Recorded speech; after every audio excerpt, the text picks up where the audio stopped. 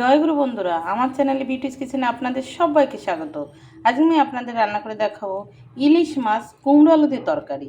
এই যে ইলিশ মাছ আমি 4 পিস মাছ নিয়েছি, আমি কেটে রেখেছি। 4 পিস মাছ নিয়েছি, 4 পিস মাছ দিয়ে আমি কুমড়ো আলুর তরকারি করব। আমি মাছ দেখুন কেটে বেছে ধুয়ে রেখেছি। মাছে পুরো ডিম ভর্তি, দেখুন পুরো ডিম, দেখেছেন ইলিশ মাছে পুরো ডিম ভর্তি। এবার আমি মাছটাকে লবণ হলুদ মাখাবো, সব মাছেই ডিম। আমি মাছে দিয়ে দেবো লবণ,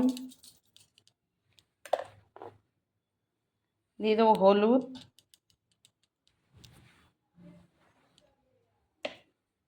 এবার আমি এটাকে মাখাবো। লবণ হলুদ মাখানো হয়ে গেছে, আমি কড়া বসিয়ে দিয়েছি। কড়াতে এবারে মাছটা ভেজে নেব। আমি কড়া গরম হয়ে গেছে, দিয়ে দেবো তেল।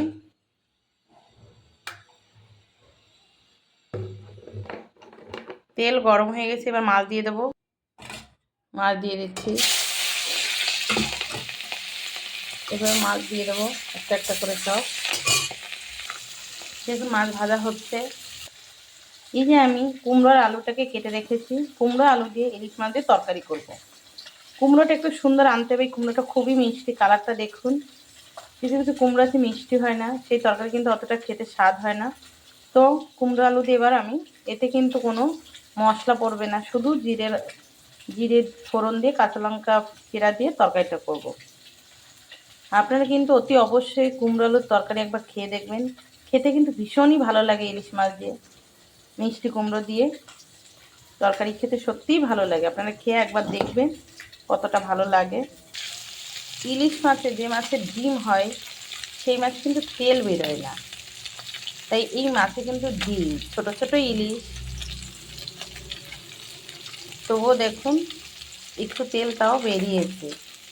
ডিমওয়ালা ইলিশ মাছের তেল কমই হয় সবসময়। দেখুন বন্ধুরা, মাছ ভাজা হয়ে গেছে, এবারে মাছ ভাজা আমি নামিয়ে নেব। ইলিশ মাছ কিন্তু বেশি কড়া ভাজা ভালো লাগে না, তো আমাদের কিন্তু আপনার দাদা ভীষণ কড়া খায় মাছ ভাজা। ইলিশ মাছটা আমি অতটা ভাজি না, কমই ভাজি, এবং সত্যিই কম ভাজাই ভালো লাগে। তো আমি নামিয়ে নিচ্ছি, মাছ ভাজা নামিয়ে নিয়েছি। এবার মাছ ভাজার তেল আছে, এই তেলের ভিতরে আমি আলু কুমড়ো দিয়ে দেবো।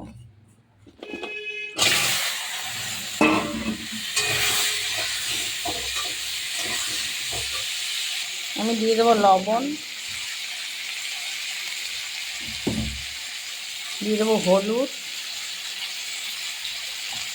এবার নেড়ে চেড়ে একটু জলটা টানবে আলু কুমড়ো, আমি জল দিয়ে দেবো। আলু কুমড়ো যে জলটা ওটা টেনে গেলে তবে ঝোল দিলে কিন্তু খেতে স্বাদ হয়। সবজির জল টেনে যাওয়ার পরে সবজিতে ঝোল দিতে হয়। দেখুন সবজির জল টেনে গেছে, এবার দিয়ে দেবো আমি জল তরকারিতে। এবার ঝোল দিয়ে দেবো, আমি ঝোল দিয়ে দিয়েছি। জল দেওয়ার পর এবার আলু বলতে নতুন আলু তো, আলু সিদ্ধ হতে একটু সময় লাগে, তো আলুটা সিদ্ধ হবে, কুমড়ো তো হয়েই যাবে। এবার জাল হবে, দেখুন তরকারি কী সুন্দর টকবগে ফুটছে।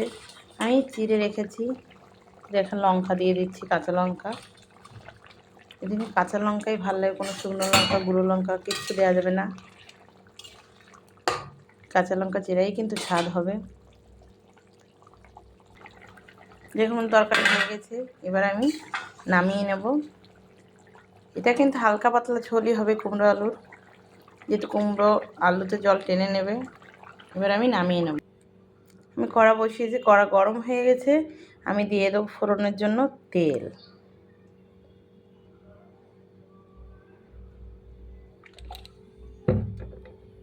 তেল গরম হয়ে গেছে, দিয়ে দেবো তেজপাতা, একটা শুকনো লঙ্কা 3-4 টুকরো করে ভেঙে দিয়ে দিয়েছি।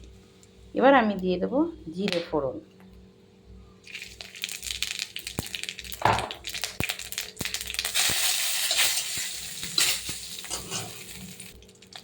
জিরেটা একটু লাল হবে, জিরে লঙ্কা, দেখুন এবার আমি তরকারি ঢেলে দেবো।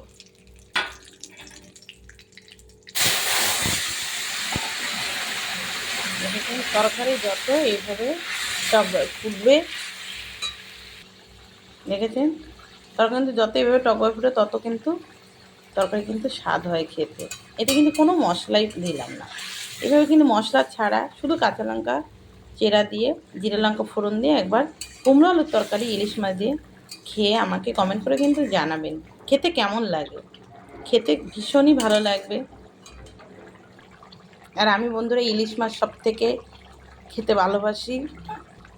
সবথেকে প্রিয় আমার ইলিশ মাছ, কাতলা, রুই যত বড়ই মাছ হোক না কেন, কিন্তু আমি ইলিশ মাছ ভীষণ প্রিয় আমার।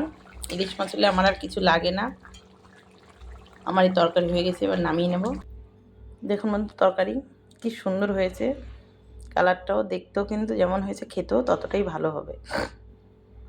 তো আমার এই রেসিপিটা যদি ভালো লেগে থাকে তাহলে please please please like share comment করতে কিন্তু ভুল করবেন না, সাবস্ক্রাইবটা করে দেবেন। জয় গুরু।